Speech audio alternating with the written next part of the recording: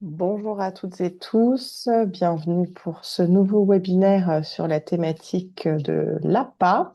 Nous en saurons bientôt plus. On va se laisser quelques minutes, le temps de laisser aux uns et aux autres le temps de nous rejoindre et puis on commencera tranquillement d'ici quelques minutes.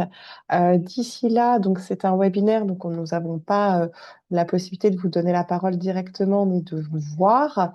Pour interagir et nous poser vos questions, vous pouvez utiliser soit le chat ou l'espace discussion qui est en bas, soit l'espace Q et R, donc pour poser toutes vos questions.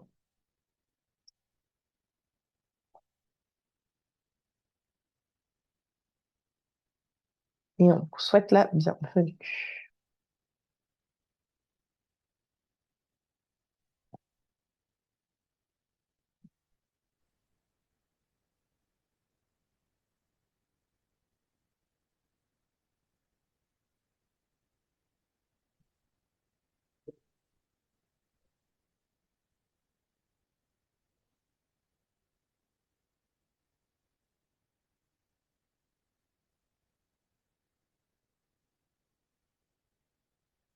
Hop, on va encore laisser une petite minute pour que les gens nous rejoignent.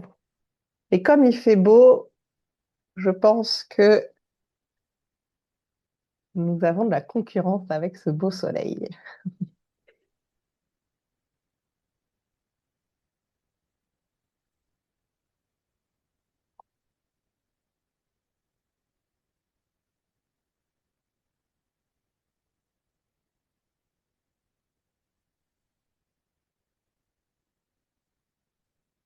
Évidemment, ce webinaire sera disponible en replay d'ici quelques semaines sur notre chaîne YouTube et vous pouvez retrouver tous les webinaires précédents que nous avons déjà faits sur cette thématique des droits sociaux.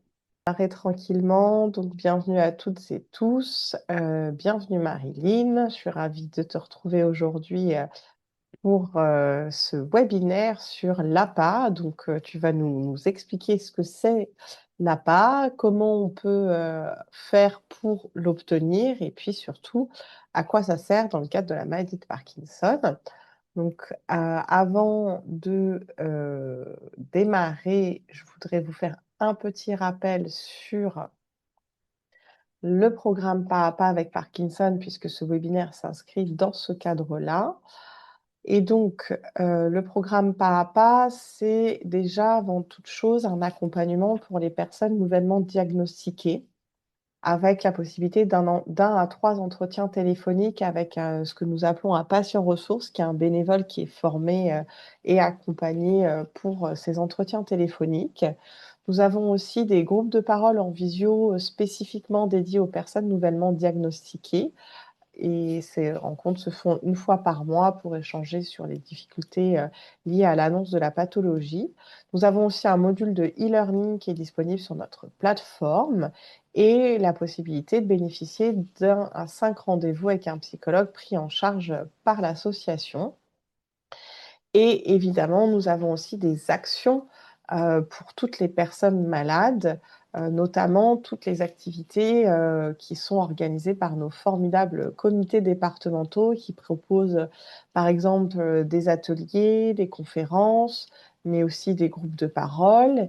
Et vous retrouvez aussi là le soutien psychologique et puis la plateforme de e-learning et les propositions pour les personnes en âge de travailler, c'est-à-dire de moins de 64 ans, qui sont les cafés Jeunes Parkinson. Voilà pour la rapide présentation de l'association. Donc, comme je vous disais, vous avez la possibilité de nous adresser vos questions soit par l'espace Q&R, soit par l'espace chat que vous trouvez en bas de votre écran. Et puis, je vais tout de suite donner la parole à Marilyn. Est-ce que peut-être, Marilyn, avant toute chose, tu peux te représenter rapidement avant de nous présenter ce sujet qui est l'APA? Bien sûr, Alix. Bonjour Alix, bonjour à toutes et à tous. Effectivement, pour ma présentation, pour ceux qui n'ont pas encore regardé les précédents webinaires. Je suis juriste de formation et d'expérience. J'ai été moi-même diagnostiquée maladie de Parkinson en novembre 2022. J'ai assez rapidement intégré le comité de mon département, qui est la Moselle en l'espèce, pour pouvoir me mettre au service des personnes qui avaient encore plus besoin que moi d'aide, et notamment au niveau des aides, des démarches administratives, puisque bien évidemment, bien qu'étant juriste, je ne fais pas ni de consultation, ni de conseils, mais comme le font tous les comités, on accompagne les personnes pour qu'elles puissent le mieux faire valoir leurs droits et déjà les connaître.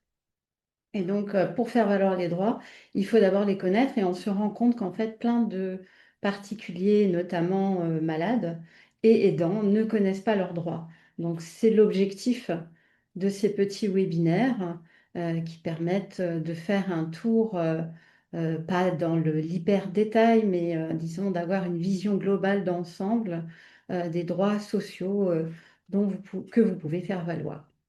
Eh bien, Voilà. super. Merci beaucoup, Marine. Et puis, on te remercie encore chaleureusement pour cette participation à ces webinaires. Alors, justement, démarrons, lançons-nous dans ce monde des droits sociaux, continuons notre exploration.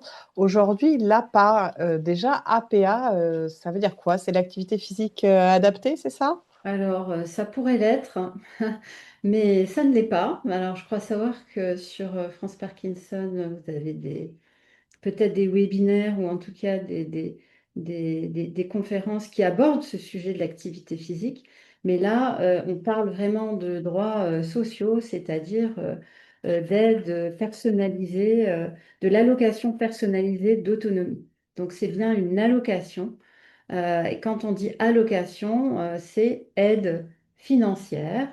Donc là, on parle effectivement de soutien financier, pas seulement aux personnes malades de Parkinson, bien évidemment, mais on va essayer aujourd'hui de donner des exemples plus proches de la maladie de Parkinson. Aide financière qui est accordée à toute personne âgée de 60 ans et plus qui en aurait besoin et on va voir quelle est la nature de ces besoins. Donc, vous voyez bien qu'il n'est pas précisé à la personne âgée et retraitée. Ce qui veut dire que dès qu'on passe le cap de 60 ans, eh bien, même si l'on est encore en activité ou en demi-activité professionnelle, et bien que atteint par la maladie de Parkinson, on peut faire valoir ces demandes, ce qui n'est pas le cas d'autres aides sur lesquelles on ne reviendra pas aujourd'hui, mais il y a d'autres aides qui sont liées, financières, liées exclusivement aux personnes déjà retraitées. Voilà. Donc ça, c'est important quand même à préciser. Et l'APA se décline sous deux formes différentes. Soit vous êtes encore à domicile, et on va voir qu'est-ce que domicile recouvre, soit vous êtes hébergé en établissement spécialisé, à savoir soit en EHPAD ou alors en unité de soins longue durée, USLD. Alors l'APA à domicile, qu'est-ce que ça recouvre? C'est soit on peut être bénéficiaire de l'APA si on demeure encore dans son propre domicile, quel que soit ce domicile, c'est-à-dire domicile loué ou dont vous êtes propriétaire.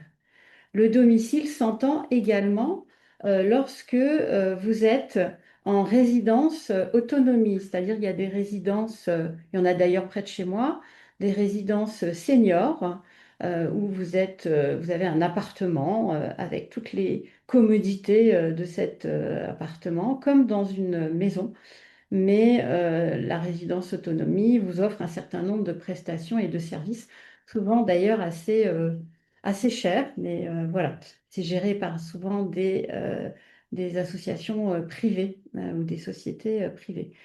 Vous pouvez également être en résidence service, donc là c'est un petit peu le terme recouvre un petit peu la même chose dont je viens de parler, mais aussi chez des accueillants. Euh, à savoir, par exemple, vous avez dû quitter votre logement parce que pour des raisons d'autonomie, vous n'étiez plus en mesure d'accomplir certains actes de la vie quotidienne. Et en famille, vous décidez, avec les autres membres de la famille, d'aller vivre chez l'un ou l'autre de vos enfants, par exemple, mais ça peut être également un frère, une sœur. Voilà, donc l'hébergement chez un tiers familial n'exclut pas la possibilité de demander l'APA. Voilà. Donc l'APA, dans ce cas-là, finance, et on le verra plus tard dans le détail, une partie de toutes les dépenses dont vous pouvez nécessiter suite à votre perte d'autonomie. On va voir que la perte d'autonomie, elle peut être progressive et qu'il y a différents degrés dans cette perte d'autonomie, puisque ça va de la station debout de la marche jusqu'à la possibilité de se restaurer seul, de manger seul, de prendre ses médicaments, etc. Ça, on le verra plus tard. Et l'APA, deuxième déclinaison, elle peut être demandée également lorsque vous êtes déjà hébergé en EHPAD ou en USLD, auquel cas, eh bien, cette aide permet de réduire le tarif de dépendance en EHPAD et donc, quelque part, d'alléger la facture d'hébergement de l'EHPAD. Je ne parle pas d'autres aides, effectivement, qui peuvent être accordées dans le cadre de l'EHPAD, mais voilà, donc alléger la facture. Donc, le montant de l'APA, comme on vient de le voir, peut être variable selon les revenus de la personne et du couple, parce qu'on verra que pour remplir le dossier d'APA, il va falloir justifier de votre avis d'imposition le vôtre, et si vous êtes marié en concubinage ou pacsé, eh bien, c'est l'avis commun que vous remplissez avec votre conjoint, votre compagnon ou votre époux. Et donc, l'APA, elle est variable, le montant de cette aide financière est variable selon vos revenus et vos besoins. Et donc, on va examiner effectivement dans le détail, surtout la question des besoins qui ne sont pas les mêmes pour toutes les personnes et qui varient en fonction de l'évolution de la maladie de Parkinson notamment. Alors, j'ai fait une petite note pour rappeler que si vous la percevez, ce qui est important, c'est que cette aide est exonérée de l'impôt sur le revenu. Voilà. Donc, il faut la déclarer, évidemment, mais elle n'est pas imposable. Voilà. Par ailleurs, si elle a été versée, et là je le précise en cas de décès de la personne bénéficiaire, eh bien le département ne peut pas récupérer les sommes qui ont été versées sur la succession. Voilà. On verra s'il y a des questions particulières liées à cette chose-là, mais en général, les notaires informent bien les personnes des dispositifs applicables en cas de succession. Alors, quelles sont les conditions? Alors, les conditions, on vient de les voir. Voilà. Quelles sont les conditions particulières? Donc là, on rentre plus dans le détail, comme je l'ai dit, liées à l'âge, 60 ans ou plus, retraité ou non. Et il faut justifier d'une résidence stable et régulière en France. En gros, comment on justifie de ça? Ben, de toute façon, vous allez fournir votre avis d'imposition. Et si on est imposé en France, c'est qu'on a bien une résidence fiscale en France et qu'on répond bien à tous les critères pour pouvoir déclarer et payer ses revenus, enfin ses impôts, son impôt sur le revenu en France. Ce qui n'est pas le cas, par exemple, des frontaliers qui décident, que ce soit par exemple la Suisse, le Luxembourg, l'Allemagne, qui sont français, mais qui, pour des raisons personnelles ou professionnelles, décident de s'établir dans le pays accueillant, Luxembourg, Allemagne, Suisse, où les salaires sont plus attractifs, hein, notamment la Suisse et le Luxembourg. Si vous résidez en Suisse ou au Luxembourg, mais que vous êtes français, vous ne pouvez pas demander le dispositif d'aide à l'APA. Alors là, c'est important. Deuxième condition cumulative, c'est la condition liée à l'autonomie. C'est-à-dire qu'il faut justifier avoir besoin d'aide pour accomplir les actes essentiels de la vie quotidienne ou être dans un état de santé nécessitant une surveillance régulière.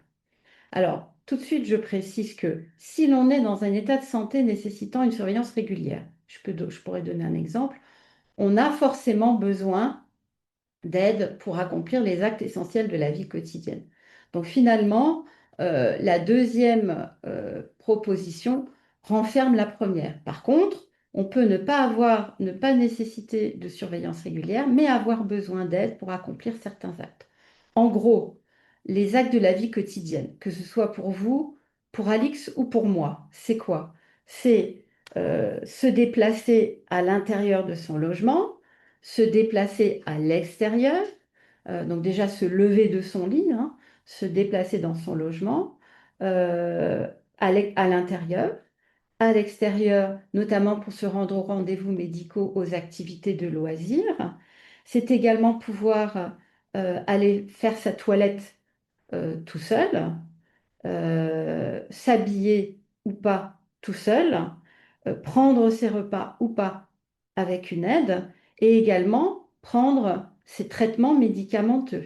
Alors, ça peut être pas seulement les médicaments qu'on avale, sachant qu'on peut en avoir beaucoup parce qu'on peut avoir de nombreuses pathologies et pas seulement la maladie de Parkinson, parce qu'avec l'âge, les pathologies se multiplient parfois, mais également, par exemple, je donne un exemple d'une personne dialysée.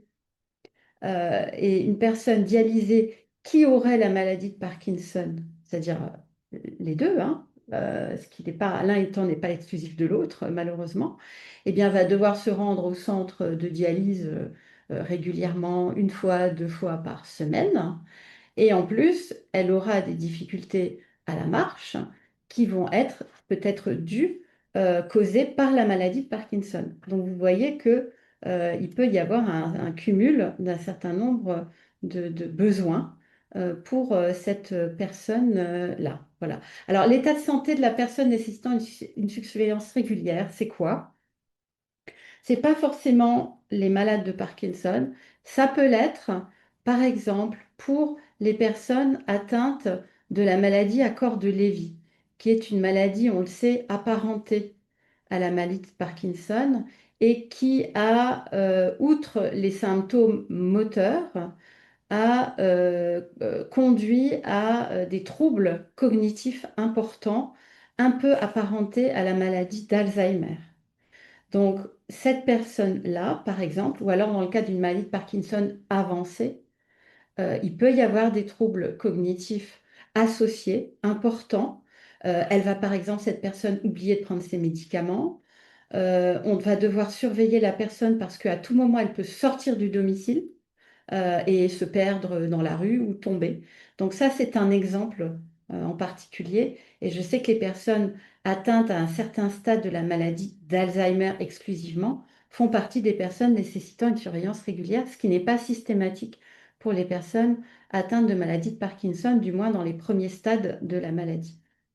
Alors, troisième condition cumulative, après l'âge, l'autonomie, il y a la condition de revenu. Eh bien, il n'y a pas de condition de revenu. C'est-à-dire que quels que soient vos revenus, l'APA vous est accordé sur le principe. Qu'est-ce que ça veut dire? Ça veut dire qu'on va d'abord examiner vos besoins avant d'examiner vos revenus.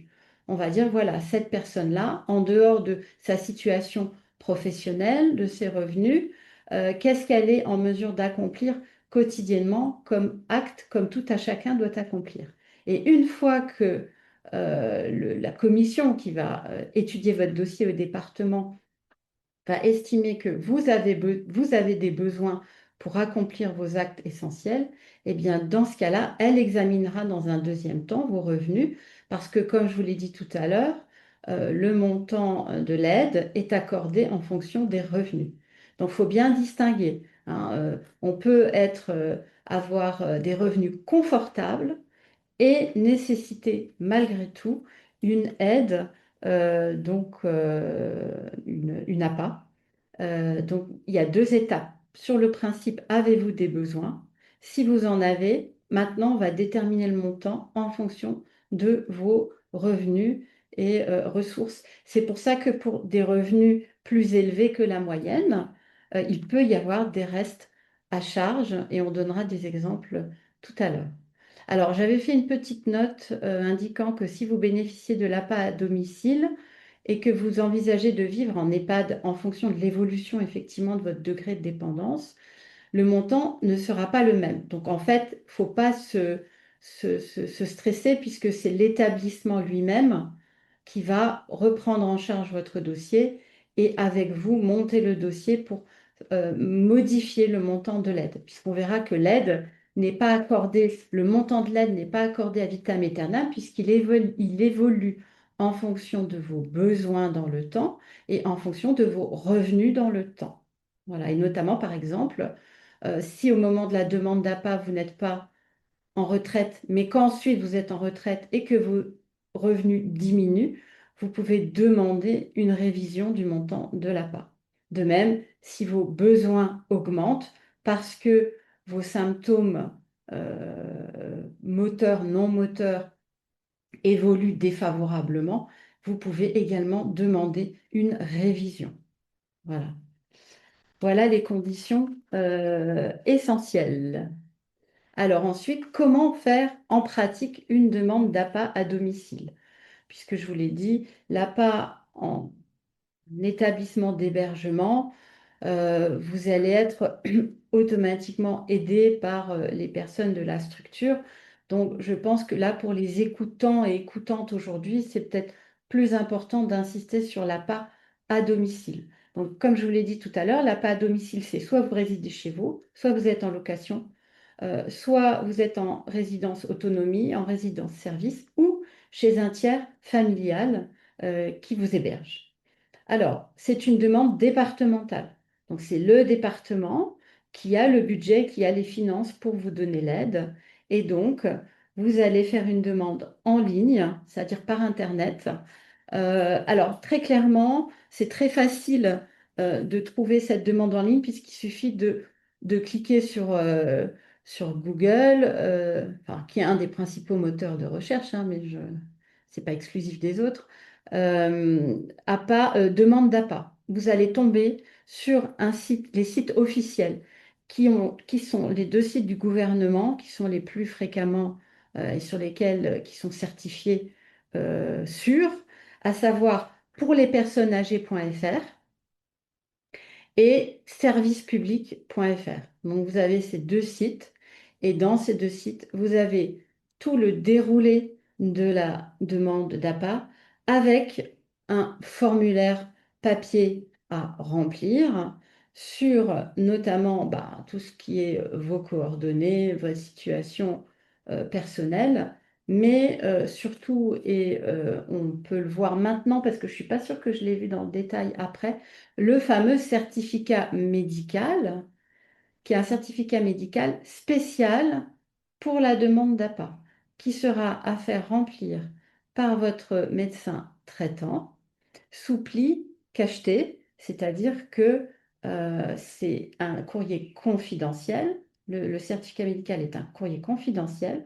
Donc, vous pouvez établir une lettre d'accompagnement disant veuillez trouver 6 juin le dossier de demande d'APA avec tous les autres documents que je vais revenir sur ces documents-là qu'il va falloir transmettre obligatoirement, plus le certificat médical que vous pouvez mettre dans une enveloppe que vous rajoutez à l'enveloppe que vous envoyez sous pli cacheté, puisque le certificat médical sera étudié par un médecin qui est attaché au département pour étudier les dossiers de demande d'APA d'un point de vue médical, c'est-à-dire comment évaluer vos besoins, puisque ce sont des informations, on le rappelle, confidentielles, des informations médicales confidentielles. Le petit Alors, conseil Alix, qu'on donnait sur les autres aussi oui, webinaires par rapport à ce certificat médical, qui est toujours bon à redire, c'est vraiment, voilà, quand on veut faire remplir ce certificat par son médecin, c'est de prendre un rendez-vous spécifique dédié oui. pour que le médecin ait bien le temps de traiter et de répondre au questionnaire, quitte éventuellement à le prévenir en amont comme ça, Mm, voilà, parce que c'est c'est des ça. consultations qui peuvent durer un petit peu plus longtemps que le quart d'heure habituel. Donc voilà, c'était juste un petit rappel sur les prises de rendez-vous pour remplir le certificat médical. Tout à fait. Donc, vous pouvez ramener au médecin, même Alix, un exemplaire du certificat médical que vous pouvez avoir pré-rempli. Puisque, par exemple, on va vous demander quoi? Les pathologies et signes cliniques de l'atteinte à l'autonomie. Donc, c'est-à-dire, est-ce que vous avez des troubles de la déglutition? Est-ce que vous avez des troubles de la marche? Est-ce que vous avez des troubles de l'équilibre, des troubles cognitifs, des troubles de la communication? Pour Parkinson, il peut y avoir des problèmes de communication. Donc ça, vous pouvez déjà refaire le listing des symptômes, finalement, dont vous souffrez, et le médecin pourra le réécrire dans le langage médical.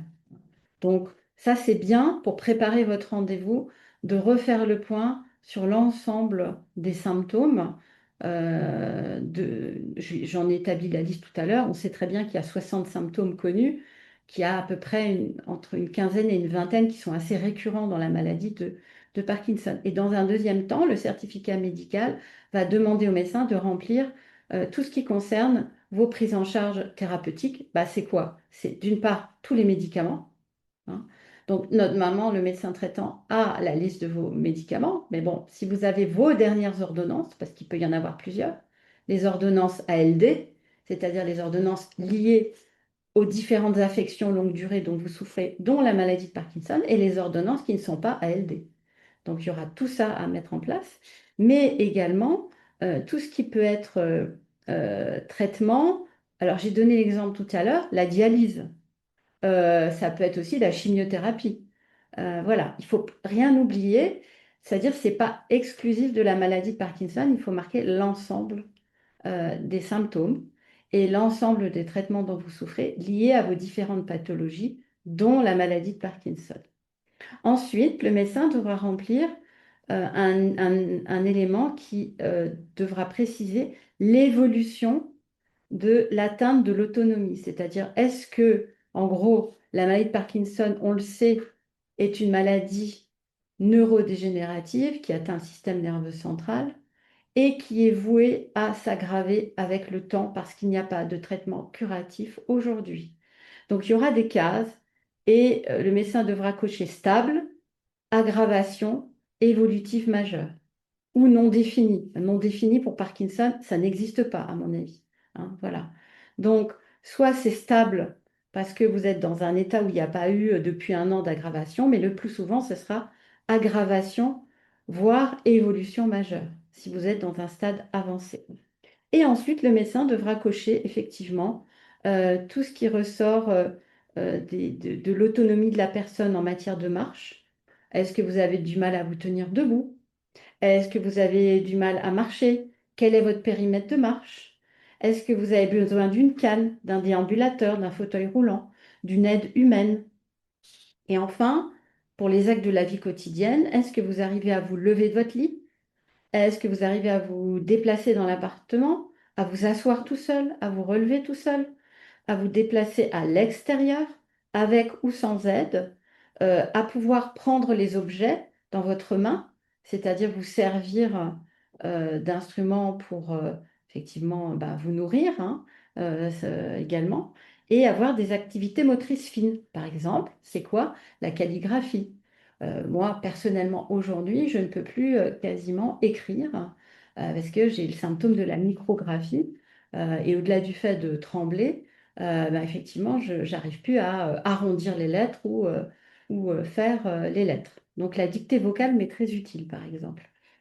Les autres actes de la vie quotidienne, c'est manger, boire, faire sa toilette, assurer son hygiène, effectivement, intime, hein, que ce soit évidemment l'hygiène urinaire ou l'hygiène de l'élimination fécale. Et ensuite, dernier point, les capacités cognitives, qui ne sont pas automatiquement obérées en cas de maladie de Parkinson, mais qui peuvent l'être à un certain stade de la maladie. Arrivez-vous à vous orienter dans le temps? Arrivez-vous à vous orienter dans l'espace? Est-ce que vous pouvez gérer votre sécurité personnelle? En gros, vous traversez la rue, vous arrivez à regarder à droite, à gauche pour ne pas vous faire écraser par une voiture. Est-ce que vous maîtrisez votre comportement? Est-ce que vous avez un comportement impulsif qui peut par exemple être lié aussi aux effets secondaires des médicaments, hein? Donc ce qui est important, c'est pas seulement de décrire les symptômes de vos maladies ou de votre maladie, mais aussi Et ça, c'est très important, on le sait dans la maladie de Parkinson, parce qu'il y a énormément d'effets secondaires des différents traitements, les symptômes liés au traitement, hein. Les dyskinésies, ces choses-là peuvent être liées à la prise des médicaments dopaminergiques, par exemple, hein. Donc ça, c'est très important. Et moi, je fais toujours deux colonnes quand je rencontre un professionnel de santé. Je dis, bon, voilà, j'arrive à savoir mes symptômes liés à la maladie, c'est ça, le sommeil, l'insomnie, là, là, là. Et ensuite, ben voilà, je prends des médicaments et ben, suite aux médicaments, j'ai d'autres symptômes. Ça peut être des migraines, des nausées, des vertiges. Donc, vous n'avez pas de vertige parce que vous êtes malade de Parkinson, vous n'en avez pas, mais parce que vous prenez un médicament, vous avez des vertiges, vous pouvez chuter. Donc, ça, c'est très important, hein. N'oubliez pas le côté symptômes et le côté effet secondaire, qui sont aussi des symptômes quelque part accessoires ou secondaires de la maladie. Voilà. Et voilà, donc c'est un certificat Alix qui est la différence du certificat MDPH, n'est que sur 5 pages. Mais comme vous voyez qu'on peut avoir une liste assez importante de symptômes et de médicaments, il ne faut pas oublier peut-être si c'est nécessaire de rajouter une feuille, hein. Le médecin peut dire, voilà, feuillet 3 parce qu'il y a encore des choses à rajouter, datées, signées, hein. Voilà. Et vous mettez ce certificat médical qui va vous retourner sous pli, confidentiel. Vous mettez dessus confidentiel et vous glissez ce certificat médical dans la grande enveloppe que vous allez transmettre au département et dans laquelle vous aurez les justificatifs de base. Alors, les justificatifs de base, c'est quoi? Ben, un justificatif d'identité, hein. Photocopie de la carte d'identité recto verso du passeport, votre livret de famille, un relevé d'identité bancaire, parce que là, on parle de sous, donc vous allez avoir une indemnité financière qui peut-être va vous être versée. Le certificat médical, on vient d'en parler. La photocopie de la décision de justice, alors ça concerne les personnes qui sont sous protection judiciaire, tutelle ou curatelle, et la dernière photocopie de votre dernier avis d'imposition. Puisque je vous l'ai dit tout à l'heure, vous pouvez avoir à la part, mais le montant va varier aussi en fonction de vos revenus. Et d'ailleurs, si vous disposez de biens immobiliers, vous aurez sur votre avis d'imposition les revenus fonciers qui seront marqués, mais le texte demande également à ce que vous fournissiez les avis de taxes foncières des logements qui ne sont pas mis en location. C'est-à-dire que vous n'avez pas forcément des revenus fonciers, mais vous êtes propriétaire. Vous pouvez être propriétaire de votre logement, mais vous pouvez être propriétaire par exemple, d'un logement secondaire à la montagne, à la mer en général, qui n'est pas loué. Donc, il faudra de toute façon donner également ses avis d'imposition. Voilà. Alors, j'ai noté que, il est possible de coupler la demande d'APA et la carte mobilité insertion. Donc, si vous n'avez pas encore fait de demande de carte mobilité pourquoi j'ai mis insertion? Euh, carte mobilité La CM, carte mobilité inclusion. inclusion et pas insertion. Bah, vous voyez, insertion, bon, c'est un petit peu un lapsus aussi, parce que c'est insertion dans la société ou inclusion dans la société. Voilà. Si vous ne l'avez pas encore, regardez notre premier webinaire, je crois, avec Alix, qui concerne la carte de stationnement, et on en a parlé. Voilà. Sinon, si vous ne l'avez pas encore, eh bien, il n'est jamais trop tard, vous pouvez la demander avec la demande d'APA. Voilà. Alors, il y a un autre dispositif pour les caisses de retraite, hein, qui sont aussi des aides qui s'appellent dispositif d'accompagnement à domicile des personnes âgées. Et dans ce cas-là, il faut avoir déjà fait valoir ces aides à la retraite. Et il faut savoir que ces deux dispositifs ne peuvent pas se cumuler. Donc, si vous avez demandé un dispositif mis en place par les caisses de retraite, vous ne pouvez pas cumuler et l'APA et les caisses de retraite, ce qui me semble effectivement assez logique parce que certaines aides ne peuvent pas être cumulées puisqu'elles ont le même objet. Voilà. Merci Marine. J'ai une petite question qui me Mhm. vient, parce que je crois pas finalement on l'ait évoqué en préparant. Quand est-ce qu'il faut faire cette demande d'APA? Est-ce qu'on attend que l'état de santé, enfin, Ah, évoluer? Est-ce qu'il vaut mieux anticiper et effectivement, comme tu l'as justement précisé, comme c'est un dispositif qui peut évoluer aussi avec l'état de santé de la personne, quel serait là un peu, parce que ce qu'on a dit sur les autres dispositifs d'aide, C'était c'est anticipé. d'anticiper, de ne Mhm. pas attendre le dernier moment parce que c'est des démarches qui prennent du temps Oui. à se mettre en place et que je pense que le sens de l'histoire va vouloir que ce soit de plus en plus long et compliqué, enfin pas compliqué, mais de plus en plus long pour obtenir ces réponses. Donc, quel serait là Alors, ton ouais. retour sur Alors, le mon moment? retour, il est donné par les textes, en fait. Donc là, c'est plus simple. Parce que quand on regarde la fiche qui suit, il y a la grille d'évaluation. Hmm.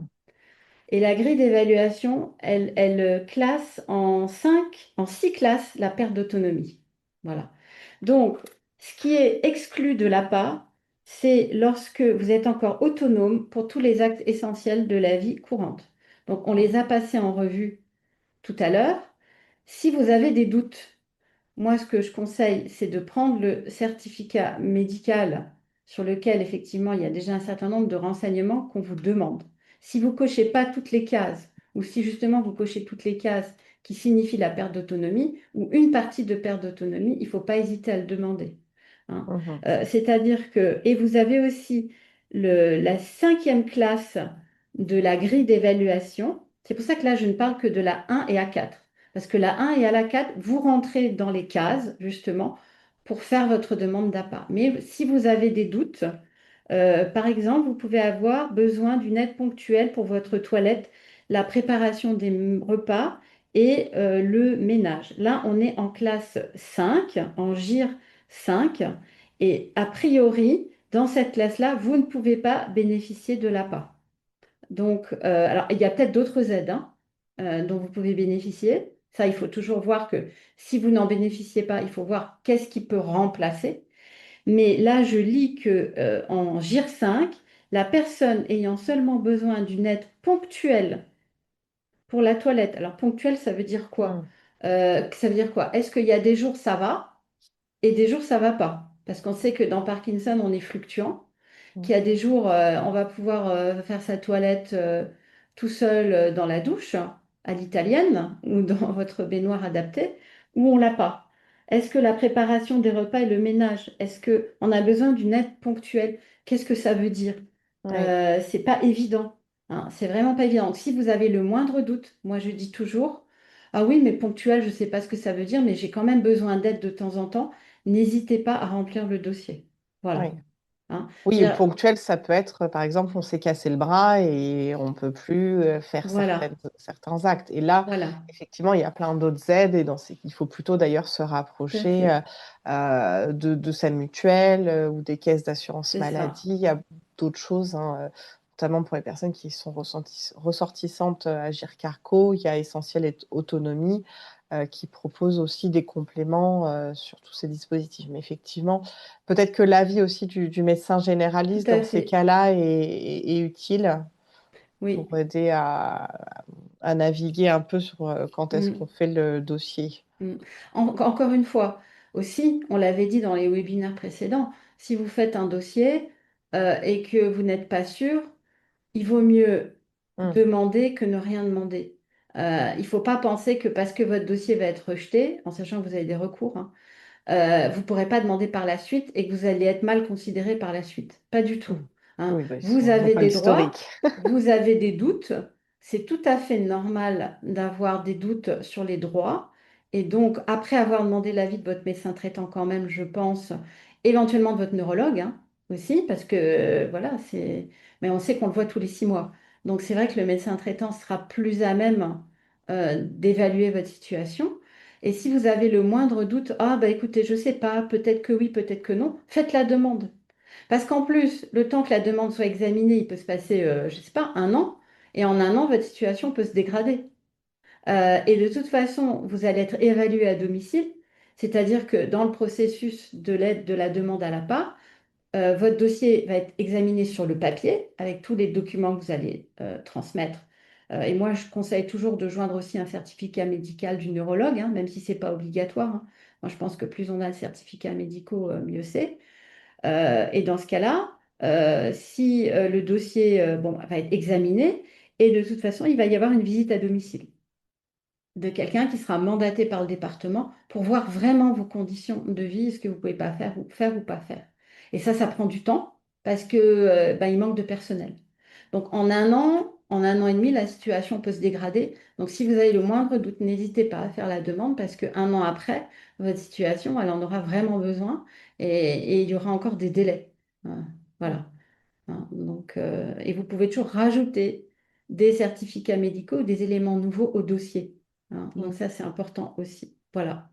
Donc la Alors, grande demande, c'est ça. C'est-à-dire qu'en fait, bon, vous envoyez voilà, les pièces justificatives, j'en ai parlé. Toujours garder une copie de tout le dossier. Toujours, toujours, ça peut se perdre, ça peut. La Poste, elle m'a même perdu un recommandé une fois, pour vous dire. C'est pas récurrent, mais gardez tout. Voilà, en copie numérique ou en copie papier. Comme je vous l'ai dit, le dossier est étudié et ensuite une évaluation. Donc, il y aura un rendez-vous à domicile. Domicile, ça peut être évidemment là où vous êtes hébergé. Hein. Ce n'est pas à votre domicile à vous parce que vous avez été obligé de le quitter. Et ensuite, après évaluation, une proposition de plan d'aide, ça s'appelle le plan d'aide, sera fait par l'évaluateur. Hein. Et une deuxième proposition peut être faite. Alors, le plan d'aide, ça consiste en quoi? Principalement, donc ça sera une aide, ça sera de toute façon une aide financière qui va vous être versé sur votre compte. Mais attention, c'est pas de l'argent, vous ne pouvez pas aller acheter un téléviseur avec. Hein. C'est-à-dire que l'aide financière, elle est orientée, et ça sera dans le plan d'aide, pour l'argent sera dédié pour une aide ménagère, une auxiliaire de vie, pour vous aider à faire vos soins, en général, c'est ça. Ça peut aussi être une aide pour acheter du matériel. Alors, il y a d'autres aussi dispositifs qu'on connaît qui permettent aussi d'acheter du matériel nécessaire, mais on peut acheter par exemple un tapis antidérapant. Ça peut être des aides pour tout ce qui est équipement pour manger, par exemple. Voilà. Donc, tout cela sera détaillé dans le plan d'aide. Hein. Et les sommes qui seront versées devront être effectivement justifiées, hein, pour justifier que ça correspond bien à ce qu'on a préconisé dans le plan d'aide. Donc, la décision du plan d'aide vous sera notifiée. Soit il y a une acceptation, c'est-à-dire que le principe de l'APA est reconnu, et un montant financier vous est accordé. Dans ce cas-là, on met en œuvre avec les aides humaines, hein, s'il faut une auxiliaire de vie, si nécessaire. Soit l'APA est refusée. Alors, elle peut être refusée pour plusieurs raisons. Et je crois que je l'ai mis dans le slide suivant. C'est-à-dire que, alors, est-ce qu'il y a un slide? Les grandes étapes. C'est pas ça. Ça, c'est faux, Alice. Il faudra l'enlever du slide.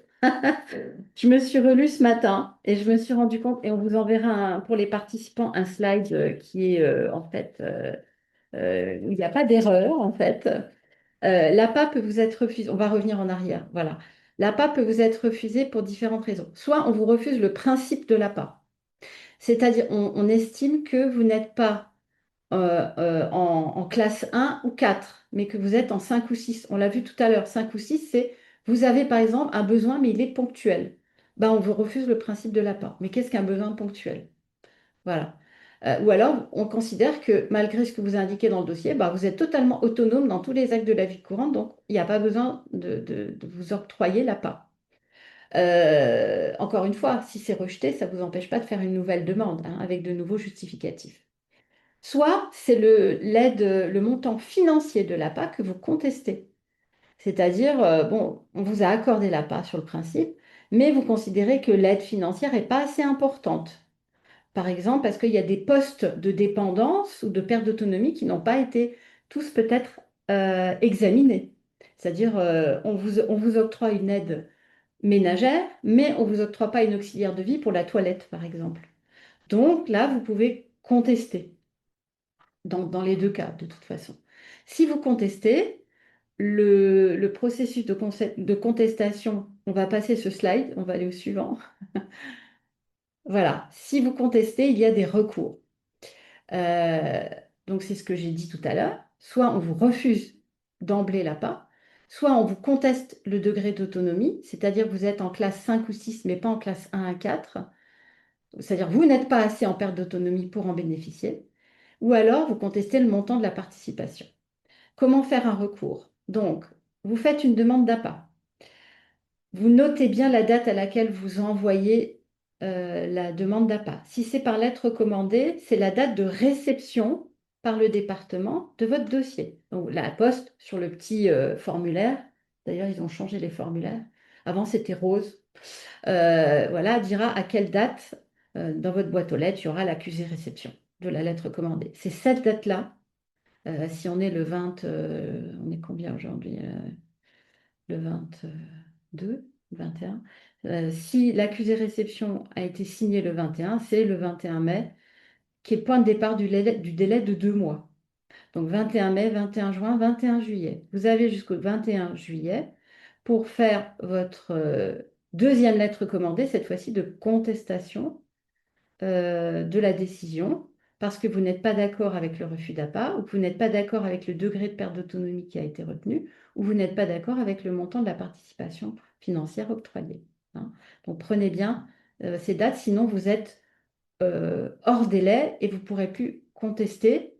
Par contre, vous pourrez refaire une demande d'aide en cas d'aggravation. Voilà. Ce qui veut dire que, je donne un exemple, vous recevez une décision positive, mais par exemple, vous n'êtes pas d'accord avec la participation financière. Vous loupez le délai de 2 mois pour faire un recours. Le plan d'aide va être mis en œuvre.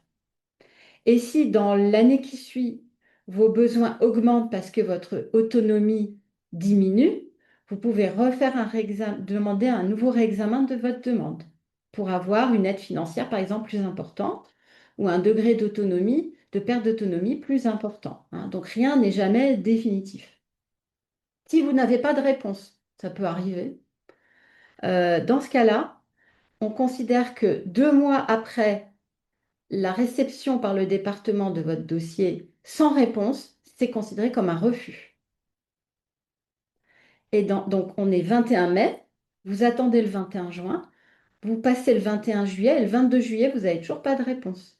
Dans ce cas-là, vous avez 2 mois pour faire un recours, c'est-à-dire 21 août, 21 septembre.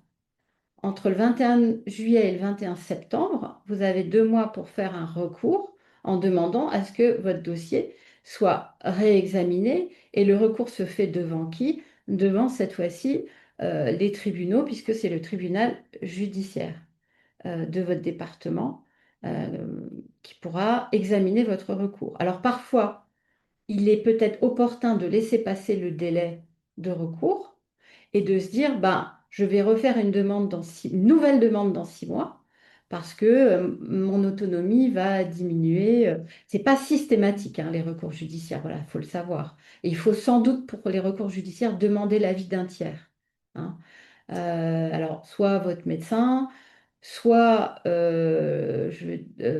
le cas des départements, il y a les maisons départementales de la justice. Alors, elles s'appellent si vous tapez Maison départementale de la justice sur Internet, c'est des pôles qui ont été mis en place par les tribunaux avec des aides pour les recours, des aides judiciaires. Ça, c'est pas automatiquement des avocats, vous pouvez aller voir un avocat, mais vous pouvez déjà demander à la maison départementale et au pôle judiciaire savoir effectivement si, où il y a des personnes qui sont assistantes sociales, il y a des personnes qui travaillent dans le paramédical, il y a des juristes qui peuvent vous aider dans vos démarches et c'est gratuit. Oui, Voilà. ça peut être aussi au niveau des mairies, il y a des permanences Exactement, d'accès au tout droit, à il y a fait. tout le service Le communal d'action CDAD, sociale.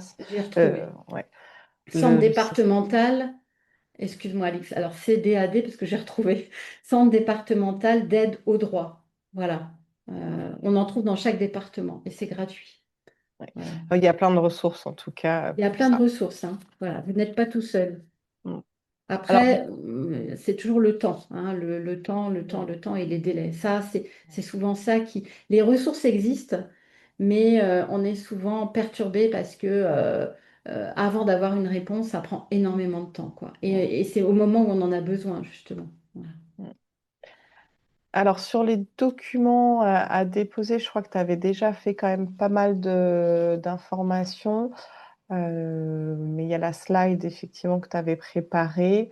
Est-ce que tu veux revenir dessus ou pas nécessairement? Médecin traitant, là c'était... Oui, alors ça c'était les documents à déposer pour la MDPH. C'est pas forcément les mêmes là pour le... Donc je vais refaire ma slide aussi. Veuillez m'excuser. Mais en fait, ces documents pour l'APA, c'est justificatif d'identité, donc ça c'est juste. Le justificatif de domicile, c'est pas obligatoire puisque vous allez fournir votre avis d'impôt. Euh, et ça vaut justificatif de domicile ou de non-impôt, hein. Je veux dire, vous pouvez ne pas être imposable. Le certificat médical dont on a parlé, qui est demandé spécifiquement pour l'APA, et un relevé d'identité bancaire, hein, puisque là, il y a de l'argent à la clé qui va être versé dans le cadre du plan d'aide. Ne pas oublier la photocopie de la décision de justice en cas de tutelle, curatelle ou mise sous sauvegarde de justice et la photocopie du dernier avis de taxe foncière pour les biens qui ne sont pas loués. Voilà. Et ces documents, toute cette liste figure, si vous voulez prendre note pour les écoutants, dans le formulaire SERFA, qui est le formulaire 16301, petite étoile 01. Voilà. 16301, petite étoile 01. C'est le formulaire SERFA qui liste tous les documents nécessaires pour la demande d'APA et aussi toute la procédure qu'on vient d'expliquer. Voilà, avec le certificat médical. Et on l'a mis au tout début du slide, on a mis SERFA 16301, petite étoile 01. Il est dans le slide qu'on on a passé. Voilà. Donc vous tapez ça sur Internet et vous avez vraiment tous les documents de façon exhaustive qui doivent être transmis. Voilà, je pense que j'ai dit l'essentiel, Alix, hein. Oui, alors il y avait encore une slide sur le recours, les étapes Oui, obligatoires. Je crois que tu en as déjà on quand l'a même vu. dit Voilà, on l'a beaucoup vu, c'est une redite. Ouais, tout à de fait. choses. Bon, effectivement, du coup, on reverra le PowerPoint et tous les Oui, PowerPoint à chaque fois sont disponibles en téléchargement sous la vidéo tout à dans fait. YouTube. En tout cas, les informations qui ont été données sont tout à fait justes. Et écoutez, moi déjà, on vous remercie de votre attention parce qu'on sait que c'est des sujets qui sont pas forcément très, très évidents. Comme je supposais avec le beau temps, on n'a pas beaucoup de spectateurs, mais ils ont été très fidèles, ils sont restés jusqu'au bout. Donc voilà, même si le sujet n'est pas forcément toujours très, très sympathique au premier abord, je pense qu'il était vraiment nécessaire de l'aborder. Donc voilà, c'est un petit peu le moment là, s'il y a des questions, des choses qu'on aurait pas dites. Voilà, si les personnes souhaitent nous poser quelques questions. En tout cas, la question qui me semblait importante, c'était celle effectivement du moment de quand est-ce qu'on peut, on doit Mm. faire cette demande et qui est effectivement, il faut aussi regarder auprès des complémentaires, enfin des retraites complémentaires pour des compléments parce que tu l'as évoqué, il peut y avoir, et souvent il y a un reste à charge, Mhm. Oui. ça ne couvre pas tout, donc malheureusement il y a des besoins.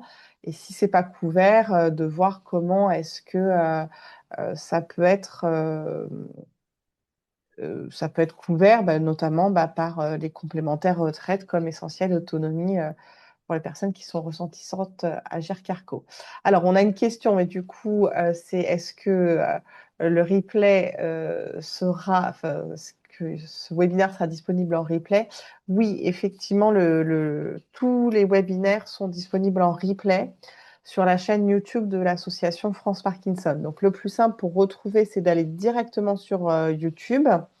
Vous tapez France Parkinson et puis après vous allez sur les chaînes et vous allez sur la chaîne YouTube, la chaîne Pas à pas avec Parkinson et là vous retrouvez tous les anciens webinaires et vous les retrouvez aussi par le site internet de France Parkinson sur la rubrique Pas à pas avec Parkinson qui est notre programme d'information, de formation et d'accompagnement des personnes malades tout au long de la vie avec la maladie et on renvoie vers le lien vers YouTube. Donc effectivement, tout sera disponible. sur YouTube. Est-ce que donc, toi, il y avait d'autres compléments éventuellement qui te viendraient pour voir en attendant de voir s'il y a des questions qui... Alors, oui. Il y a une question qui vient d'arriver. Faut-il attendre d'obtenir Mm. l'APA pour devenir l'employeur d'un de ses enfants? Alors, j'imagine que c'est quand la situation, on veut employer en tant qu'aide à domicile un Mhm. proche. Mhm. Donc, en fait, est-ce qu'il faut, la question, et c'est Mhm. valable aussi, on peut l'élargir, est-ce qu'il faut attendre d'avoir l'APA pour mettre en place les aides, finalement? C'est un peu ça la question. Alors, à mon sens, non, parce que c'est pas une des conditions que j'ai énoncées, comme vous avez vu. Hein, dans les conditions que j'ai énoncées, il y avait une condition d'âge, une condition de perte d'autonomie, une condition de ressources. Donc, vous pouvez, c'est les seules conditions. Donc, en fait, vous pouvez très bien déjà avoir embauché une aide ménagère. Moi, ce qui est mon cas, j'ai une aide ménagère. Pour l'instant, j'ai pas la part. Et si je souhaite que cette aide ménagère ou que la personne de la famille qui est salarié déjà, eh bien, une partie de ses dépenses soit couverte par l'APA, pour moi, ça n'est pas un empêchement à demander l'APA a posteriori. Hein. C'est-à-dire que on peut demander l'APA à tout moment, même quand on est déjà soi-même malade et employeur Mm. d'une personne, que ce soit par exemple par CESU, vous savez, le chèque emploi-service, ou que ce soit effectivement quelqu'un de la famille. Voilà, c'est pas une des conditions du tout. Oui. J'ai pas du tout trouvé ça. Après, il y a une question d'opportunité. C'est-à-dire, est-ce que Mm. ça sera plus simple de faire couvrir les frais et qu'on a des garanties? Parce que je comprends bien votre question, c'est qu'est-ce que l'APA va me donner comme Mm. aide financière pour que moi je puisse embaucher le membre de ma famille. Hein, c'est important et on aimerait bien connaître avant le montant. Donc je Mm. pense que le sens de la question, c'est ça aussi.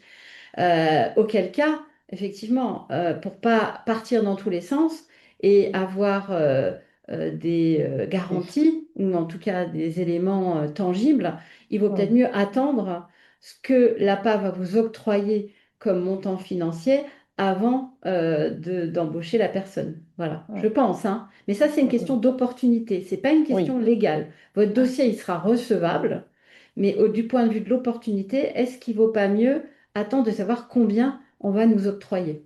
Hein. Oui, sachant que y a pas, c'est pas rétroactif aussi. Par exemple, là, toi, Mm. tu disais que tu avais Oui, déjà mis en place une aide à domicile. Le jour où tu auras l'âge de demander l'APA, ils vont pas te rembourser non, tes années d'aide à domicile. pas Donc, du tout. effectivement, quand il y a des revenus qui peuvent être un petit peu justes, de s'engager dans ces dépenses sans savoir derrière, est-ce qu'il va y avoir une prise en charge Ou pas? déjà, est-ce que c'est sûr que ce qui a été engagé comme dépense ne sera pas remboursé, donc c'est parce que c'est pas rétroactif, Non. et que si on ne sait pas ce qui va être à hauteur de quoi on va être pris en charge, Mm, mm, ça vaut peut-être le coup d'attendre mm. de savoir à Tout à quoi on a le fait. droit pour pouvoir engager des dépenses. Mm. Tout à fait, puisque l'APA versée n'est pas rétroactive, mais donc elle ne sera pas versée à compter du moment où vous avez déposé votre demande. Et ça peut Mm. être un an en arrière, mais à compter uniquement du moment où elle est accordée. Et il peut se passer Mhm. un an. Hein. Ouais. Donc, pour des questions d'opportunité, et si vraiment financièrement vous pouvez le faire, peut-être attendre, Mm. voilà, d'avoir le plan d'aide et d'avoir les notifications, quitte à faire un recours sur les montants ou, je ne sais pas, hein, demander un réexamen de la demande avant d'entamer des démarches sur lesquelles il va être difficile après de revenir, parce qu'on sait qu'un Mm. contrat de travail, bah, il y a beaucoup de conséquences quand on veut rompre le contrat de travail, et même si c'est un membre de la famille, le droit du travail Mm. s'applique. Bon, même si, voilà, donc... Oui. voilà, après, c'est pas un conseil personnalisé que je fais, hein. C'est juste, il y a la loi, Du bon sens, voilà, oui. le bon sens. La loi, elle dit, il n'y a pas d'autres conditions, mais peut-être qu'il vaut mieux attendre Mm. et faire d'abord la demande d'appât. Oui, et ce qui va dans le sens de, bah, on n'attend pas que la situation soit Voilà, trop se dégrade. détériorée Mm. pour faire la Tout à demande. Ça, fait. c'est vraiment, ça s'applique de toute façon à tous les sujets qu'on a évoqués Mm. jusque-là, de ne pas attendre le dernier moment parce Non. que on a quand même cette chance en France d'avoir tous ces dispositifs. La contrepartie, c'est que bah, ils souffrent, ils sont en souffrance aussi, ces dispositifs, et il y a du temps avant d'obtenir Mm. Mm. l'exercice de ces droits. Et si, je précise encore, hein, si au moment où vous déposez la demande et que votre dossier il est examiné, je sais pas moi, 1 an ou 18 mois après, et qu'entre-temps, il y a de nouveaux symptômes, un changement des médicaments, etc., n'hésitez pas à transmettre en complément ces nouveaux éléments dans le dossier que vous avez déjà déposé, hein, en lettre recommandée en disant veuillez trouver ci-joint un document complémentaire à mon dossier que je vous ai adressé hein, parce qu'il Mm. peut se passer 6 mois, 8 mois et la situation peut changer. Et ça peut jouer sur le taux, la perte d'autonomie et tout ça. Donc n'hésitez pas, Oui. tous les éléments nouveaux, abonder le dossier du département et rajouter vraiment ce qui est significativement évolutif. Alors là, justement, ce que tu dis, ça me soulève une question parce que effectivement, l'état de santé peut évoluer, donc tu conseilles d'alimenter avec des pièces complémentaires. Mais comme il y a la visite à domicile, Mhm. de toute façon, est-ce que au moment de la visite à domicile, la personne qui fait cette intervention pourra dire, ah bah oui, mais au moment où vous avez fait votre demande, vous avez évoqué telle et telle difficulté. Aujourd'hui, je constate qu'elles sont différentes. Est-ce que Mhm. cette évolution de la maladie, elle est aussi prise en compte Mhm.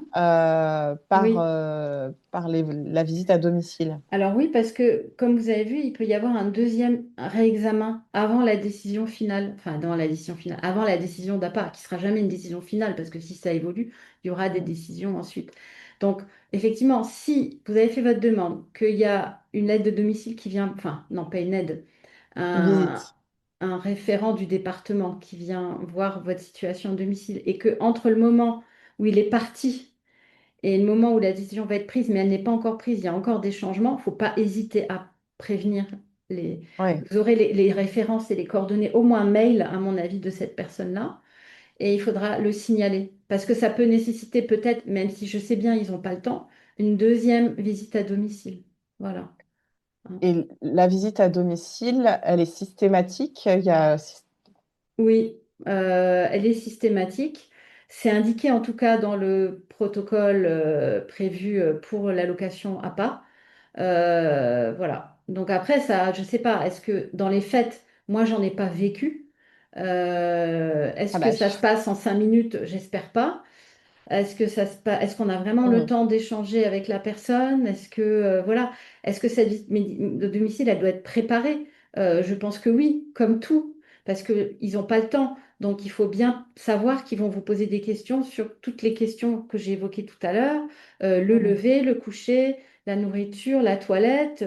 Voilà, comment est aménagé le logement? Bon, ça, il va le voir, mais pas hésiter à mm, échanger sur tous les postes importants et les actes de la vie quotidienne.